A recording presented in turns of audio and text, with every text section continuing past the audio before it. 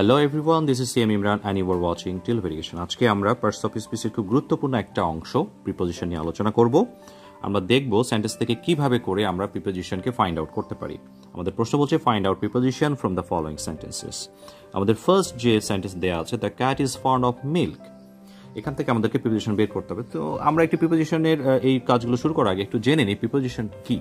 Preposition হচ্ছে এমন একটা ওয়ার্ড যেটা নাউন বা প্রোনাউনের পূর্বে বসে নাউন বা প্রোনাউনের সাথে সেন্টেন্সের যে অন্য ওয়ার্ডগুলো আছে তাদের মধ্যে একটা রিলেশন কি সেটা আমাদেরকে বুঝিয়ে দেয়। যেমন এখানে আমাদের দেয়া আছে the cat is fond of milk. এই সেন্টেন্সটার মধ্যে আমাদের অফ হচ্ছে একটা প্রিপোজিশন যেটা মিল্ক নাউনের পূর্বে বসেছে, ঠিক আছে।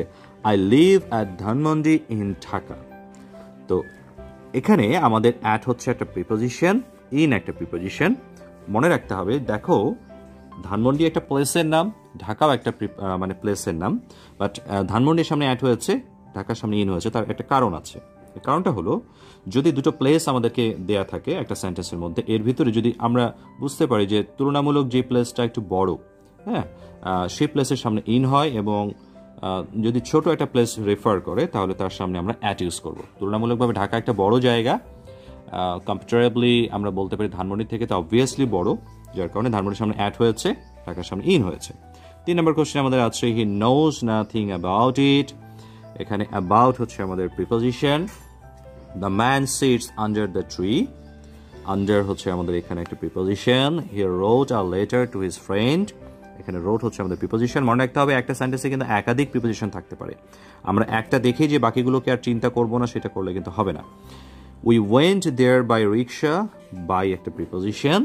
Birds fly in the sky, in হচ্ছে প্রিপোজিশন। বি কেয়ারফুল, আমার অনেক স্টুডেন্টই এই ওয়ার্কশিটটা করার সময় দাকে প্রিপোজিশন বলেছে। দা কিন্তু প্রিপোজিশন না, দা হচ্ছে একটা আর্টিকেল, মনে রাখতে হবে। কেমন?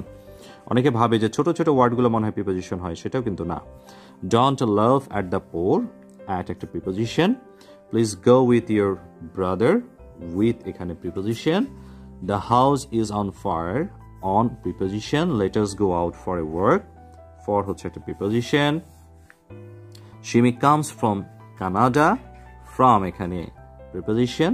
She sat by me, by preposition. আমরা by প্রিপোজিশনটা এর আগেও পেয়েছি, by রিক্সা, রিক্সার সামনে by ছিল।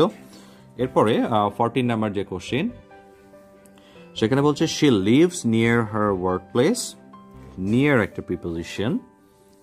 I walked down the street, down এখানে preposition. He jumped over the snake, সাপের উপর দিয়ে লাফ দিয়েছে, এখানে over হচ্ছে একটা preposition. They are walking around the park, এখানে around আমাদের প্রিপোজিশন। আমি এখানে একটা প্রশ্ন তোমাদেরকে রাখতে চাই, সেটা হচ্ছে আমি কিছু কিছু ওয়ার্ড একটু রাউন্ড করে দিচ্ছি, যেমন park, street, then pole, rickshaw, friend, Dhaka.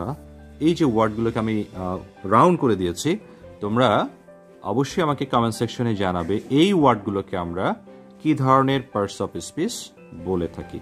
আজকের মতো এখানে শেষ করছি, নেক্সট টিউটোরিয়ালে আবারও দেখা হবে। ধন্যবাদ সকলকে।